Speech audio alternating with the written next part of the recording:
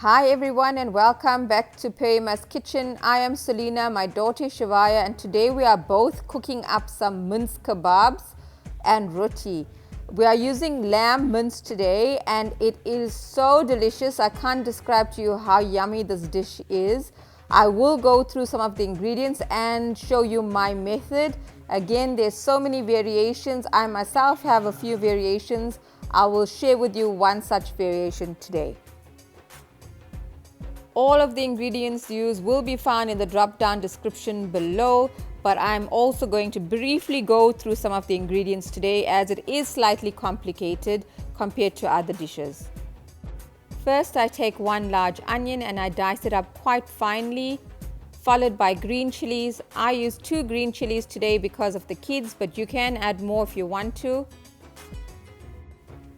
I'm using a handful of mint leaves without the stems, as well as less than a bunch of fresh coriander, as well as a few sprigs of thyme.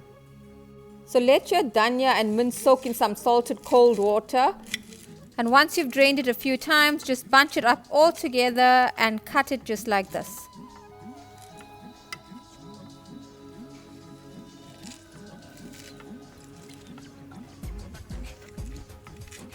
And this just helps you to get a quite even consistency throughout your kebab. If you like it chunkier, go ahead and do it chunkier. It's all about what you prefer. I just find it easier pushing it into a bowl and then just cutting through it slowly.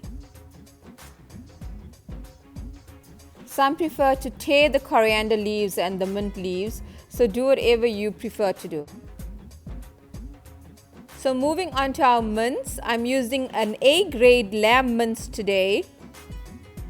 So there's no soya, there's no beef, there's no pork added. And now we're going to infuse all of the beautiful herbs and spices into this lamb mince. First, I'm adding 1.5 teaspoons of some crushed ginger and garlic, followed by 1 teaspoon of jeera, your cumin powder, and 1 teaspoon of roasted dhania powder. I'm using half a teaspoon of turmeric because I will add some to the chutney as well.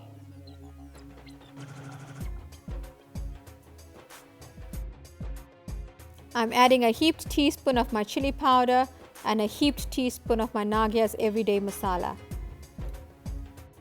Sorry, I'll just add a little more because it should be a heaped teaspoon. Next, I'm adding my diced onions. Remember, my family, we like them quite large and chunky, so you can dice it as fine as you like. I am only using 1 onion.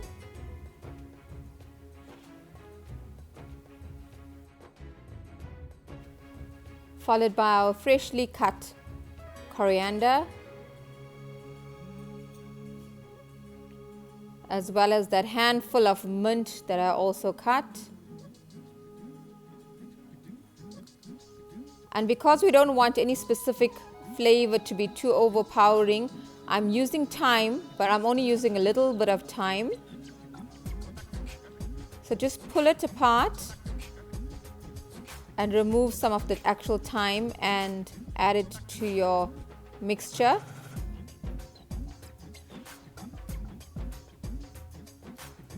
So don't add the stems.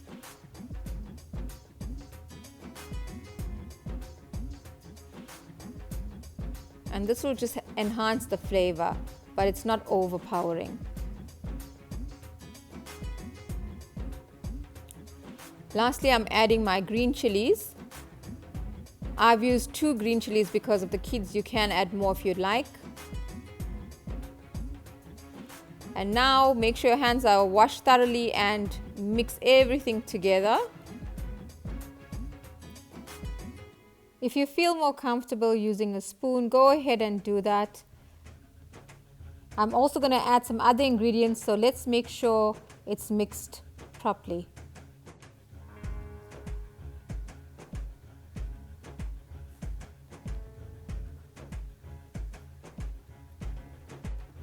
Next, I add some salt. Add enough salt to taste, but remember we will still add some rough salt to the tomato chutney as well. I'm also going to add half a teaspoon of Garam Masala,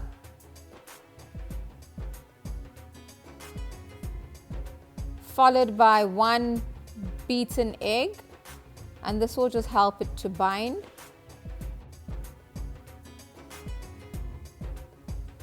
I've heard of people using breadcrumbs as well. I do prefer 1 egg. If you're following Never Hungry recipes, then the egg is definitely a much better choice because of the protein.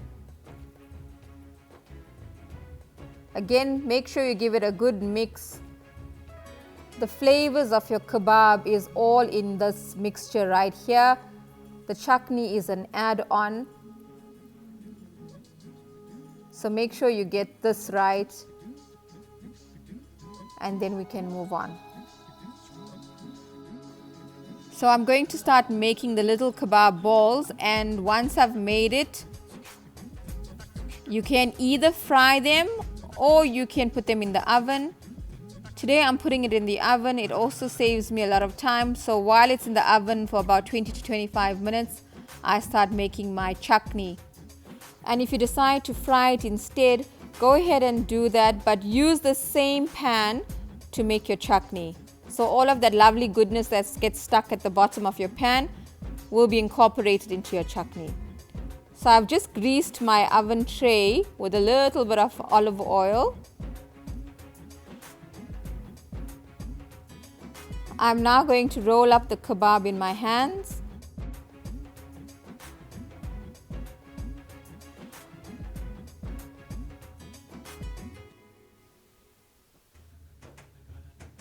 I feel most comfortable doing it this way. I've heard of people using a spoon or an ice cream scoop, but this really does get everything into it, keeps it intact, and you just keep moving your fingers a little bit and shaping it until you get that perfect round kebab.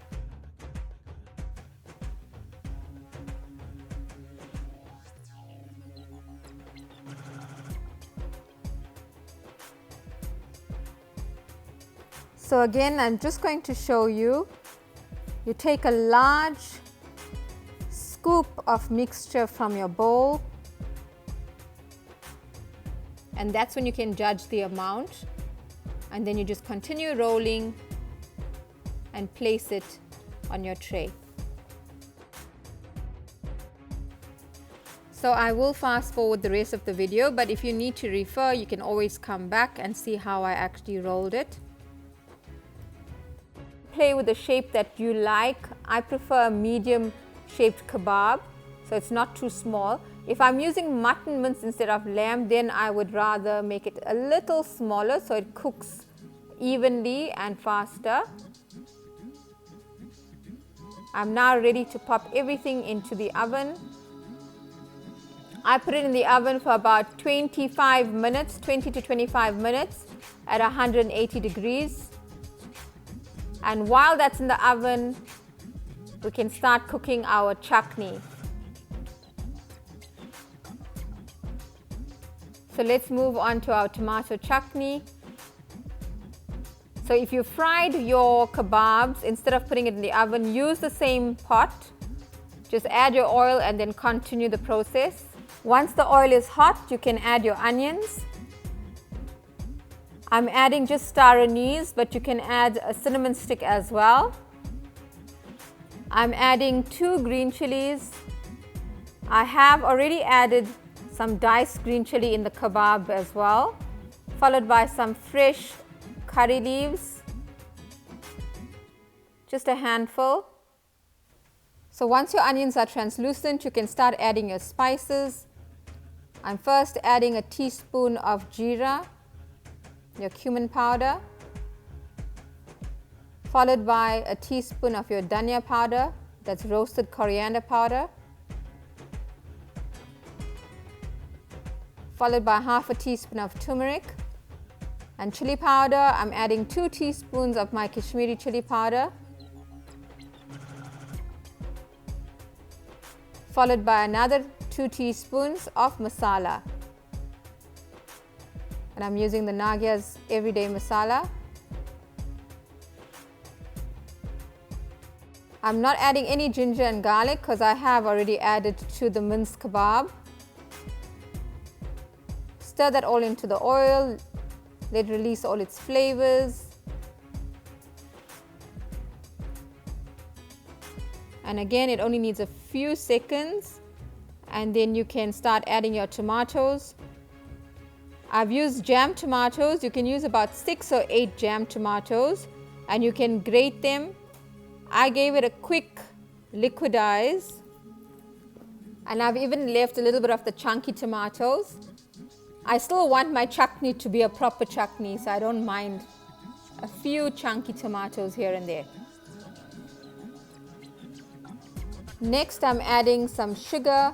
I'm adding a heaped teaspoon. If you're following Never Hungry, please add a sweetener of your choice or leave it out.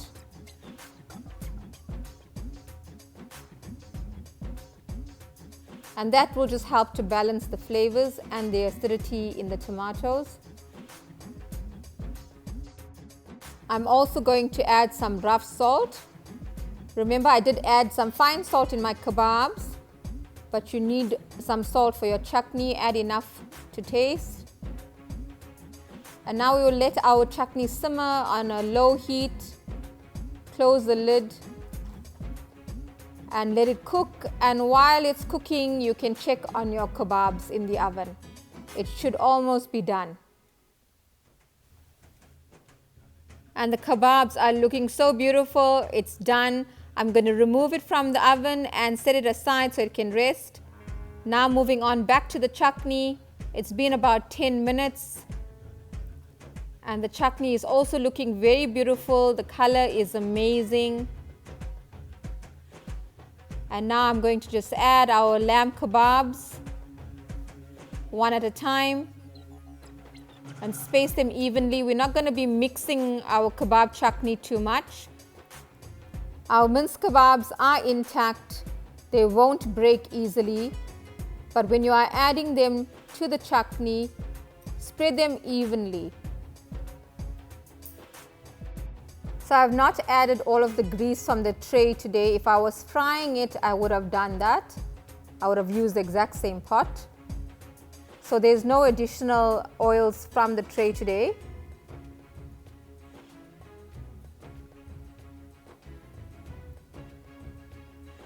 And if you can just start scooping a little bit of the chutney over the kebab. And you're going to let it simmer on a low heat. And then you're going to let it cook for about 10 to 15 minutes. And after about 10 minutes, your minced kebabs are ready. Again, you can just move it around slightly. The color is stunning. So all that flavors in the chutney will combine with the flavors in the kebab.